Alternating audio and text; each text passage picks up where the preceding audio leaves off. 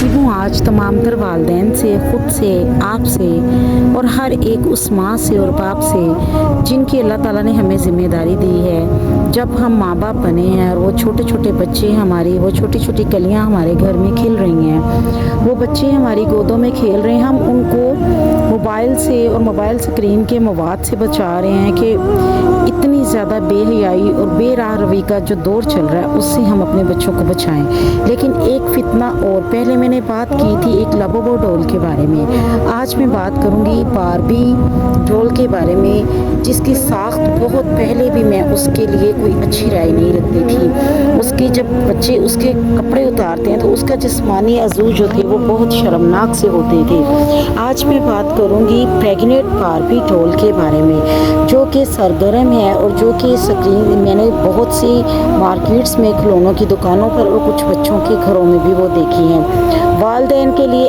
अहम पैगाम है कि अपने बच्चों के लिए खिलौने ख़रीदते वक्त एहतियात करें।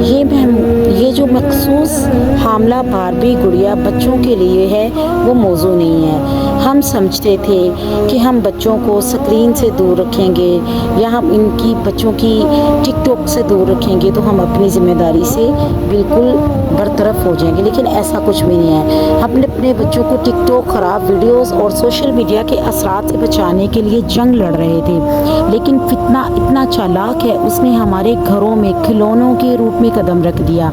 खिलौनों की दुनिया में एक जहरीला कदम, प्रेग्नेंट बारबी डॉल।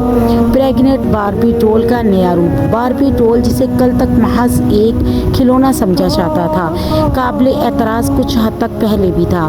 बच्चा खेलते हुए बेलिबास कर दे तो बहुत मायूब लगता है। खिलौने से जुड़े तमाम लग्जरी आइटम इसका मेल विजन इसको एक आम खिलौना नहीं रहने देते। इस खिलौने को एक मखसूस थीम और बहुत बड़े बिजनेस माइंड सेटअप के साथ बनाया गया है। ये मामूली खिलौना नहीं है, अब इससे एक नहायत ख़तरनाक और नए अंदाज में मुतारिफ करवाया गया। हमारी बच्चियाँ तो, आप कहते हैं ना मैं बारबी लग रही हूँ, या माएँ भी पिचका कर कहती थी मेरी बेटी तो आज बारबी डॉल लग रही है, लेकिन वो बारबी डॉल को अब नए रूप में किस तरह मार्केट में मुतारफ़ करवाया गया है। मार्केट में बाकायदा प्रेग्नेंट बारबी डॉल को मुतारफ़ करवा दिया गया है। इस खिलौने की साख्त ऐसी बनाई गई है कि बारबी का पेट खोला जा सकता है, जिसके अंदर माँ के पेट में बच्चे की परवरिश का पूरा अमल और एक मुकम्मल बच्चा दिखाया गया है। जिस तरह एक औरत कि हमल का पूरा तरीक़ाकार होता है, वही सब कुछ इस गुड़िया के ज़रिए बच्चियों के सामने या बच्चों के सामने पेश कर दिया गया है। अब ज़रा ठंडे दिल से सोचें, जिस उम्र में मासूम बच्चियाँ इन खिलौनों से खेलती हैं, क्या इनका जहन इस काबिल है कि वो इन पेचीदा, बालिग और हसास चीज़ों को समझ सके?